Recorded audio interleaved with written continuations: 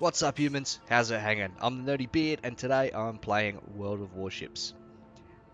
Very early I am to this game, and I'm having a really good time playing it. It is definitely a lot slower and calmer than the other wargaming product that I have spent a lot of time playing, World of Tanks.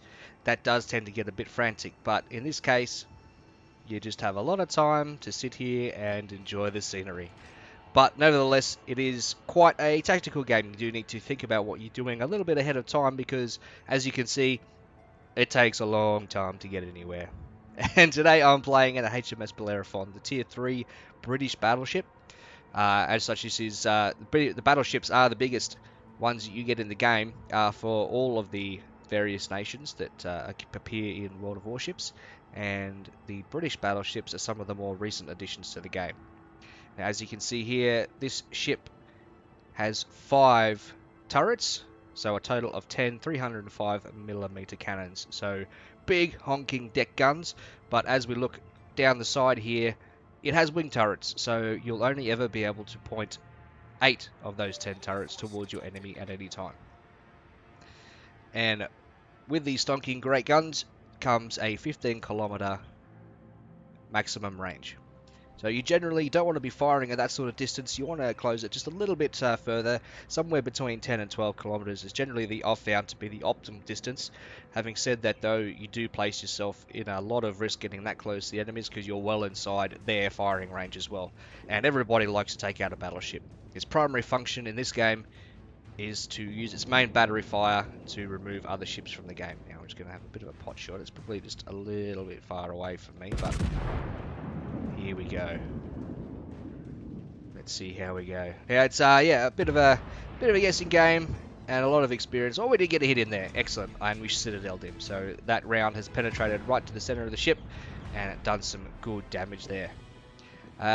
Trade-off of guns this big is a 30-second reload. So you need to make sure your hits count, or you need to be in an area like coming in behind an island where you can get out of the way of the retaliation fire very quickly. But here we are, we've got a reload up, and we're going to go for this guy here. So I think that should be about right. Let's see how we go. So the enemy Phoenix there, he might have just gotten past. I don't think I led. Yeah, okay, it looks like I fired over him. So that's sort of something you do need to expect at those sort of distances, unless you are smack on. The rounds will hang in the air a little bit longer, and various other effects will impact on your ability to hit. But here we got 6.5 and 7.3 kilometers. There really shouldn't be any excuses for me to miss these guys right here. Actually, no, I just slowed down there just thinking I might reverse, but it's going to take far too long for me to slow the ship down, so I'm just going to keep going.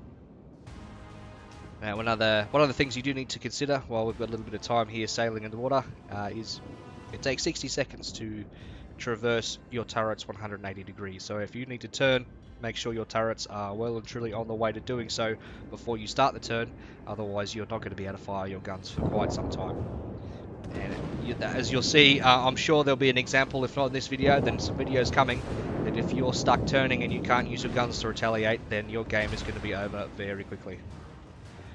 We've got a friend coming around here. Whoop, out of free look. There we go. Maybe we can see if we can give this guy a bad day. Slow down. Here we go. Let's see. Let's not make ourselves look silly doing this. And alrighty. Yep. Hello. I'm here. So we managed to set a fire on him, which is good. So that's going to produce a slow burn. Over time, he will take damage. But I'm going to get out of here, because I've got some enemies that have got my broadside, and I don't want them to be doing any damage to me. So we keep moving. Now, the most armoured part of any ship is facing straight on. It's a term called bow tanking, where maximum thickness of armour based on the angle that is presented to the shell is faced towards the shell as it comes in, and it is your best chance of ricocheting the incoming fire. But like I'm sitting here to most of these guys, I'm currently broadside, so they have the most amount of thin armor to hit, and it's going to be a bad day unless I get out of here. So I'm going to take a shot here and I'm going to start turning. Let's see what we got here. Alright, HE away, and I need to start turning. I may have let him just a little too much there.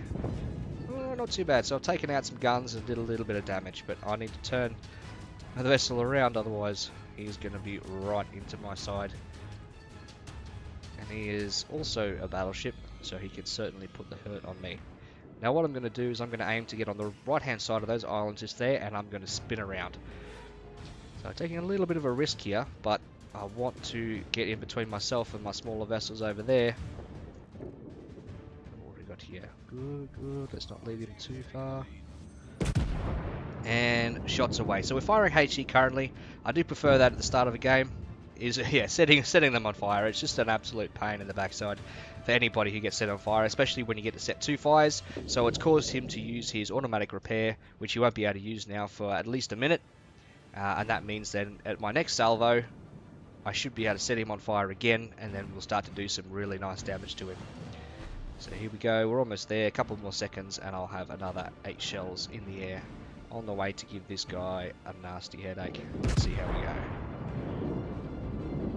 And looking good, and we've set another fire, excellent. So being a battleship, he is quite well armoured, so HE isn't really the best option, but while he's got a little bit of health still up, I like to get in there, set some fires, force him to use his repair kit, and then I'll swap to HE. So, well, that guy's gone. So even though I did waste about 20 seconds of reload time there, I'm going to swap to AP, armor penetrating shells.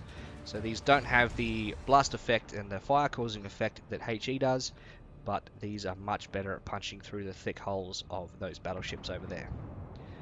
So coming around the island now. As you can see, all of those guys are still well inside my effective firing range. And I'm almost reloaded. Let's see what we can do here.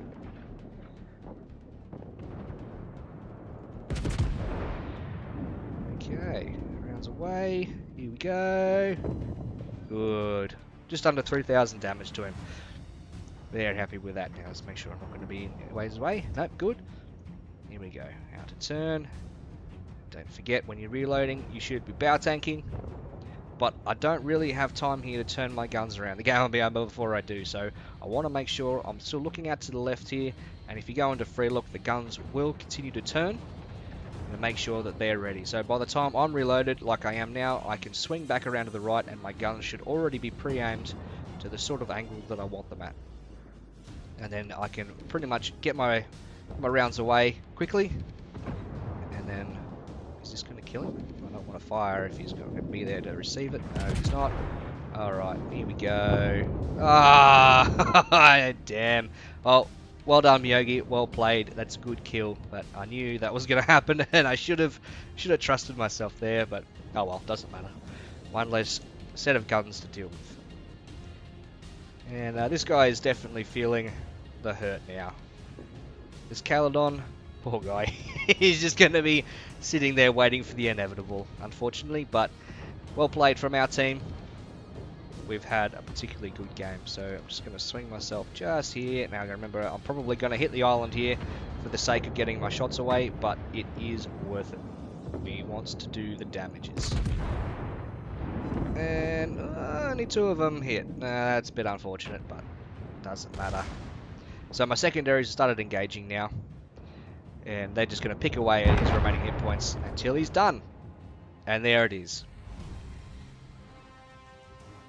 Well done, our team. That was an awesome game, and a good intro to World of Warships for my videos here. So, wasn't the most effective player on my team. This Miyogi had an absolute blinder, but at least we survived. We made a few credits, and we did a little bit of damage there. 24,500 damage, hit the Citadel, and set plenty of fires. That's what I like to do in this game, and it just so happened that we had quite a few good players on our team that managed to get in and get the kills before I decided it was time for me to get in and fire my AP. Alrighty guys, that's everything for this video. I will be bringing a lot more Warships content as I continue to progress through the game. Now I am only at tier 3, so it is a little bit of a grind for myself, but I'll definitely be bringing you some videos as I go through the tiers, and we'll go through some ships in a little bit more detail as we play. Thanks so much for watching, guys. If you like the video, don't forget to hit the like button, and please subscribe as well. It'll definitely help me out. Take it easy, guys. I'm the Nerdy Beard. See you later.